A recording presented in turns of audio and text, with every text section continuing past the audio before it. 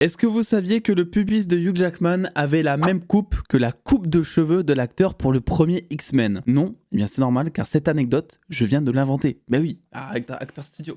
Mais promis, bonjour à toutes et à tous, toutes les anecdotes que je vais vous livrer dans cette vidéo sont véridiques. On va revenir sur tous les films ou presque de la saga X-Men, pour être honnête. Il y en a tellement que j'ai sélectionné mes préférés parmi celles que j'ai trouvées. Il y a beaucoup de Wolverine, on se demande pourquoi. Parce que c'est un personnage que j'aime beaucoup, voilà, tout simplement. Et puis, c'est aussi dans l'actualité, puisque là, il y a la série d'animation X-Men qui a commencé. J'ai vu les 2 premiers épisodes, il n'y aura pas forcément de vidéo pour l'instant. On attend la fin de saison avant d'en parler. Et il y a Deadpool 3 en juillet qui arrive, et les X-Men, eh bien on les attend au tournant dans le MCU en général très vite. Donc installez-vous confortablement, dites-moi parmi toutes les anecdotes que je vais vous livrer s'il y en a une que vous ne connaissez pas. Je suis vraiment allé chercher dans les interviews des acteurs, même les plus vieilles, pour vous décrocher certains trucs. Bref, le pouce bleu, l'abonnement comme d'habitude, c'est parti. Hugh Jackman s'est fait caster une semaine avant le tournage du premier film X-Men, ce qui explique aussi la différence de shape entre ce film et celui-ci, je pense qu'on l'aura tous remarqué. Un rôle qui lui aura notamment servi à faire le trajet Toronto-Australie sans visa. Car pour ceux qui ne le savent pas, Hugh Jackman, il est australien. Vous imaginez bien que se faire caster dans un rôle une semaine avant le début du tournage, ça laisse pas tellement de temps pour s'organiser. Surtout quand on connaît la vitesse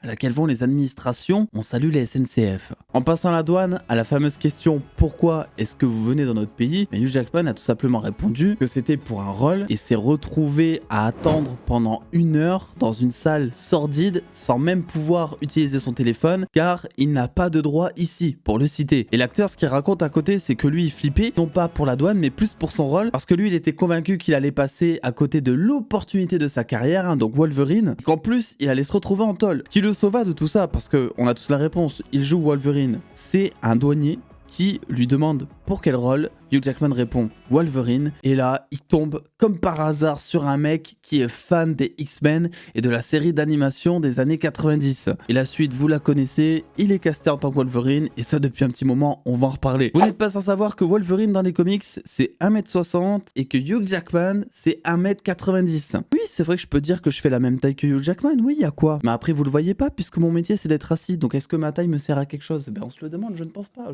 Qu'est-ce que je dis? Je pète un câble. Bref, vous avez vu aujourd'hui, quand on prend un acteur qui est physiquement différent de ses rôles, voilà le bruit que ça fait. Alors imaginez à l'époque, parce que Bryan Singer cast Hugh Jackman, lui aussi, il avait très peur, à tel point que sur le plateau, une seule règle existait, excepté les enfants. Tout le monde devait paraître plus grand que Hugh Jackman. Pour ça, l'acteur filmait ses scènes régulièrement sans chaussures déjà, et les acteurs à qui il donnait la réplique étaient montés sur des espèces de petites plateformes, bref, pour être un petit peu surélevés, ou en tout cas à la même taille que Hugh Jackman, histoire de donner l'impression que, bon, Wolverine fait pas non plus 1m90, mais qui fait au moins 1m70, un truc comme ça. Et on aurait pu passer à côté de ce bijou qu'est Hugh Jackman, parce que initialement, ça devait absolument pas du tout être lui qui devait jouer Wolverine. De base, c'est l'acteur écossais Dougray Scott, que j'ai connu dans la série Batwoman, donc autant vous dire que je viens tout juste d'apprendre l'anecdote, j'étais un petit peu choc-barre. Sauf que le mec il était sur tournage de Mission Impossible 2, et donc il pouvait pas tellement jouer Wolverine, je pense qu'aujourd'hui il s'en mord un petit peu les doigts. Un autre acteur qui aurait pu jouer Wolverine, c'est Aragorn, vous savez Viggo Mortensen. Puisque l'acteur a avoué il y a quelques années qu'il avait décliné le rôle de Wolverine, étant donné qu'il avait peur de s'investir dans énormément de films. Il a eu raison parce que si c'est pas ce qu'il kiffe, bon, tu vois Hugh Jackman, ça va être sa 10e apparition dans le film Deadpool 3, ça fait 24 ans que le gars il campe le rôle, je crois qu'on a compris que les fans l'adoraient. Mais il y a aussi l'anecdote de l'anecdote, c'est que même si Viggo Mortensen a décliné le rôle, il a quand même fait une rencontre avec Bryan Singer, donc le réalisateur du premier X-Men, ainsi que le fils de Viggo Mortensen qui lui était fan des comics X-Men. Et d'ailleurs, à qui il avait fait lire le script de proposition à l'époque où il savait pas encore s'il allait jouer Wolverine. Et le fils de Viggo Mortensen a tout bonnement dit à Bryan Singer que son script n'était pas du tout comics accurate, notamment pour ce qui est de Wolverine, et que le scénario ne collait pas à la version des bandes dessinées, qui aurait créé un moment de malaise à ce moment-là entre Bryan Singer et Viggo Mortensen, mais le réalisateur a essayé d'expliquer pourquoi est-ce qu'il devait y avoir des adaptations et pourquoi est-ce qu'il avait changé certaines choses. Mais avant de continuer, j'aimerais remercier YFood de sponsoriser la chaîne, ainsi que mon corps. Je sais pas vous, mais à chaque fois que je vais voir un film au ciné, il m'est impossible de ne pas manger, de ne pas boire. Il faut toujours que j'ai un truc dans la bouche. Et oui, ça commence à être bizarre dit comme ça, j'avoue.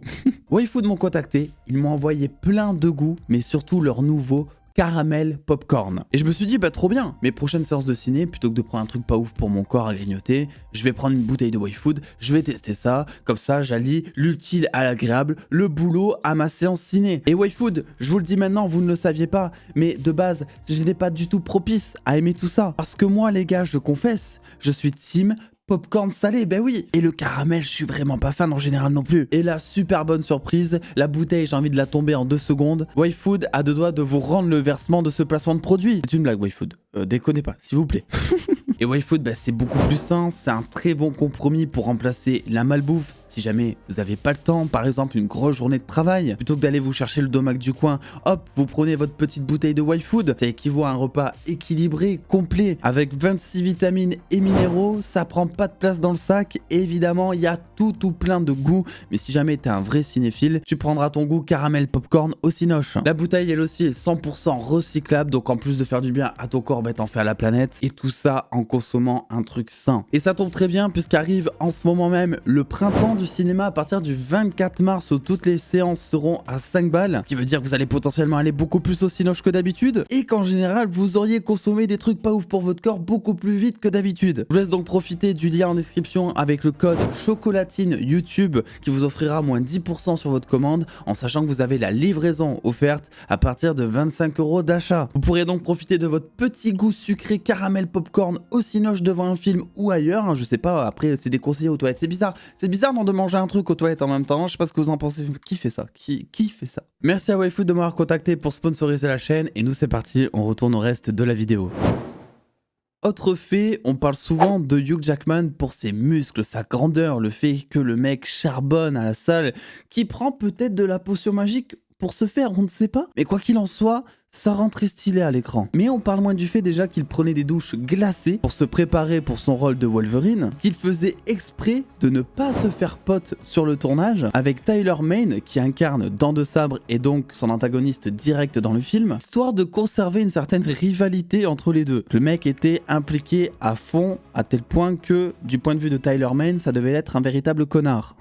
Et c'est pas que physique d'ailleurs, puisque même sa voix a pris cher. Hugh Jackman a révélé il y a maintenant quelques temps que sa voix avait été endommagée et qu'il n'arrivait plus à chanter comme avant à cause de tous les grognements qu'il faisait en tant que Wolverine. Il explique en gros que à l'école de chant où il était, on lui apprenait à grogner d'une certaine manière sans que ça abîme la voix, mais que le rôle de Wolverine, eh bien tu pouvais pas tellement faire ça. Après on l'a tous vu dans The Greatest Showman, ou même en live, ça l'empêche absolument pas de tous nous tabasser vocalement. On continue et cette fois on migre du côté de Logan, puisque sachez que Hugh Jackman s'est fait lui-même pleurer en voyant le film, et ça moi je trouve ça assez fou. On a tellement l'habitude de voir des acteurs qui disent qu'ils n'arrivent pas à se voir une fois qu'ils ont tourné le film et qu'ils regardent pas les films qu'ils ont tournés, que là, me dire que Hugh Jackman s'est fait lui-même pleurer, je trouve ça dingue. Et ça, c'est Patrick Stewart qui le raconte, notamment lors de l'avant-première mondiale à Berlin, lorsqu'ils ont vu le film tous les deux pour la première fois et que Hugh Jackman était assis juste à côté de Patrick Stewart et que l'interprète du professeur Xavier s'est rendu compte que Hugh Jackman pleurait au moment de la scène de mort de Logan. Hugh Jackman, acteur sous-coté, moi je vous le dis, ce mec sait tout faire. Et bon, si je vous dis à côté que Hugh Jackman est un criminel,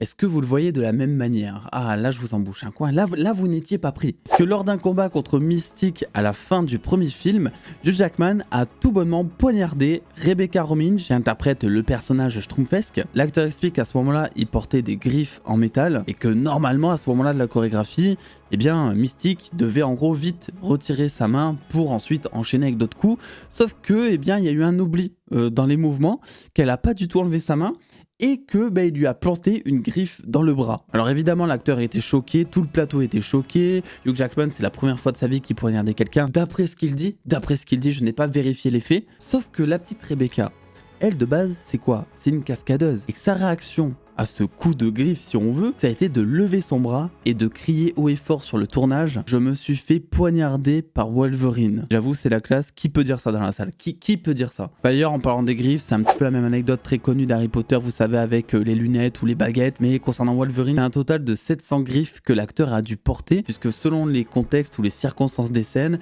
on avait des griffes en métal, en alu, plastique, il y avait évidemment aussi des griffes en CGI, et ce qu'on a appris c'est que notamment lors des scènes de combat, ces griffes là prenaient cher, hein. C'était pas du tout de l'adamantium pour le coup, et qu'il fallait régulièrement les changer. Autre chose qui prenait cher sur le tournage, c'est l'actrice de Mystique. Non, c'est sûr que dit comme ça c'est pas ouf. Et l'actrice de Mystique aussi a pris cher sur le tournage.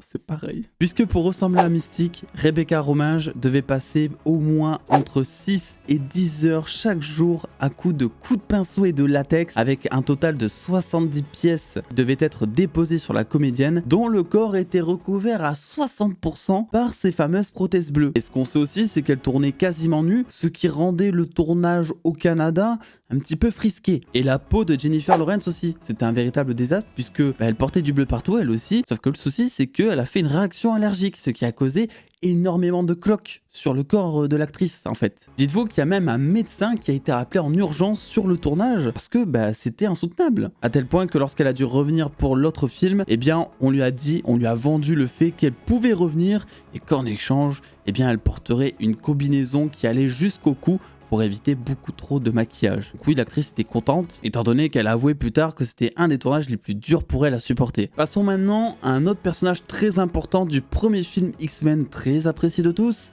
c'est Cyclope. J'arrive pas à dire Cyclope, je préfère dire Cyclope les gars, c'est beaucoup plus classe. Ce qu'il faut savoir, c'est qu'initialement dans le script qui avait été écrit, James Marsden, putain mais ils sont chiants avec leur nom là. James Marsden, de base, devait porter son viseur de Cyclope durant tout le film. C'est ce qu'avait décidé Bryan Singer, jusqu'à ce que l'acteur propose lui-même que quelquefois, ça serait bien que Scott Summers, eh bien, il porte des lunettes de soleil au lieu de porter son viseur. Il a d'ailleurs amené l'argument qui est selon moi très compréhensible, qu'un viseur c'est fait pour viser et tirer, et qu'au moins s'il mettait des lunettes de soleil lors de ses scènes en civil ou lorsqu'il n'y a pas d'attaque, aucun risque, comprenez juste que c'était son habit naturel et que les lunettes étaient là juste pour contenir le laser de ses yeux. Autre fait, c'est Ian McKellen qui interprète Magneto, qui porte toujours le costume de Magneto chez lui, mais pas la partie visible. C'est un peu la partie bizarre du truc. Alors déjà, je l'aurais pas forcément deviné, mais ce qu'il faut savoir, c'est que Magneto, sous son costume, il a une combinaison musculaire pour tenter que l'acteur soit beaucoup plus imposant. Et puis il faut dire qu'il a un rôle un petit peu d'envergure, de charisme. C'est vrai que c'est monnaie courante à Hollywood de faire ça, notamment sur les super-héros forcément, mais pour ce personnage en particulier, qui n'est pas forcément musclé, qui n'a même pas besoin de l'être, j'aurais pas forcément imaginé. Bon, soit. Eh bien, l'acteur a avoué qu'il avait gardé cette partie du costume. Il a gardé la combinaison musculaire de son costume, elle est chez lui, et il a même dit qu'il la portait des fois. Donc je sais pas en quelles circonstances, c'est à vous de faire fonctionner votre imagination. Disons que ça peut être pratique si jamais tu es en date et que tu veux paraître un peu plus stock. Deux anecdotes très connues, mais si jamais vous ne les connaissez pas, ce n'est que bonus. Déjà, dans le premier X-Men, il y a une scène coupée où Spider-Man apparaît dedans. Cette scène, elle est visible que dans le bêtisier du film, elle n'a pas du tout été tournée pour apparaître dans le film au cinéma. Et non, ce n'est pas Tobey Maguire qui apparaît dans le costume, mais le cascadeur Scott Leva, et qui avait déjà passé le casting pour jouer le rôle de Peter Parker, mais dans les années 80. Lorsque Canon Film préparait un film sur Spider-Man qui a finalement été abandonné. Et cette fois, la même anecdote, mais dans l'autre sens, c'est Wolverine qui de base devait apparaître dans Spider-Man 2. Hugh Jackman avait même pris l'avion pour se déplacer directement à New York et tourner ses scènes. Sauf que le souci, c'est qu'une fois arrivé sur place, ils se sont rendus compte que le costume de Wolverine, il était pas là. Donc on n'a pas eu de Wolverine dans Spider-Man 2. Mais du coup, est-ce que ça veut dire que les films X-Men se passent dans la même chronologie que les films Spider-Man et que les deux ont conscience de l'un et de l'autre? On se rappelle tous de la scène de fin du premier film X-Men, et pour l'époque c'était effectivement un truc de ouf, même techniquement parlant, puisqu'ils ont dû construire des fonds bleus afin de représenter tout le décor de la Statue de la Liberté, etc. Et à l'époque, c'était le plus grand fond bleu jamais construit au cinéma. Et puisqu'on parle de trucs fake, parlons d'un truc incroyable qui n'est pas sans rappeler l'anecdote que Dakota Johnson a dernièrement évoquée pour son rôle de Madame Web, l'actrice se plaignant qu'au moment où elle a signé son contrat pour jouer dans ce film, eh bien apparemment c'était totalement différent de ce qu'on a vu en salle, c'est-à-dire de la merde.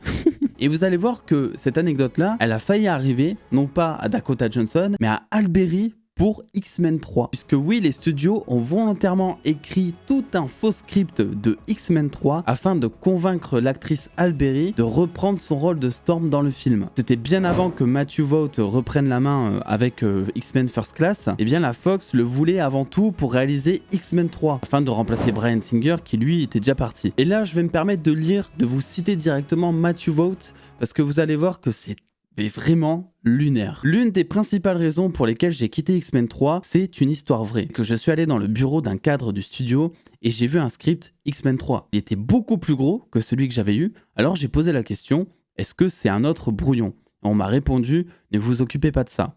Alors j'ai saisi le script, je l'ai ouvert et il était écrit Afrique. Les enfants meurent sans eau et Tornade crée un orage pour sauver tous ses enfants.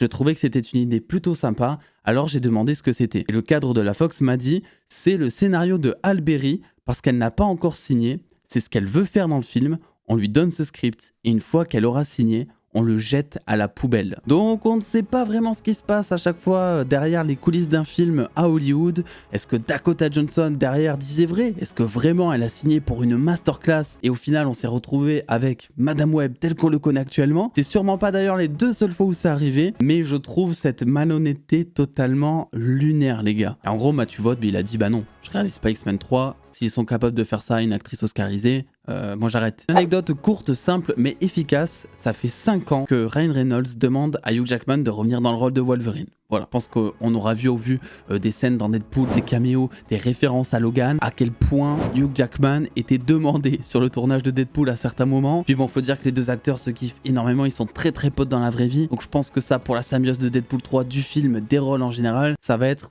pépite. Les 2 dernières anecdotes sont assez sympas également. La première, c'est l'acteur de Cyclope, toujours James Marsden, qui, si vous vous rappelez bien, a un petit rôle dans Superman Returns, réalisé par Bryan Singer, nul autre que le réalisateur des 2 premiers films X-Men, donc il a suivi son pote en gros. Et sachez que s'il l'a suivi, c'est parce qu'il pensait qu'il n'y aurait pas de film X-Men 3. À ce moment-là, il n'y avait toujours pas de script pour le film, et Bryan Singer était parti pour tourner Superman justement. L'acteur a donc suivi son réalisateur jusqu'à ce qu'il apprenne que X-Men 3 finalement était en marche. Il a alors hésité à revenir puisque ce 3e film, c'est maintenant Brett Ratner qui l'a réalisé. Donc en termes de qualité, il savait pas vraiment si ça allait être à la hauteur de ce que lui avait déjà fait sur les 2 premiers films X-Men, mais a finalement décidé de retourner sur les plateaux de la Fox une fois son tournage sur Superman Returns terminé. Et la dernière anecdote que j'ai appelée chauve qui peut sur mes notes. Voilà, c'est pas très original j'avoue, mais on se fait kiffer à l'écriture, écoutez. Il faut savoir que pour X-Men Days of Future Past, James McAvoy, qui joue donc la version jeune du professeur Xavier, s'était rasé la tête pour venir sur le plateau, parce qu'il pensait que ça allait le rendre beaucoup plus proche du personnage et qu'il devait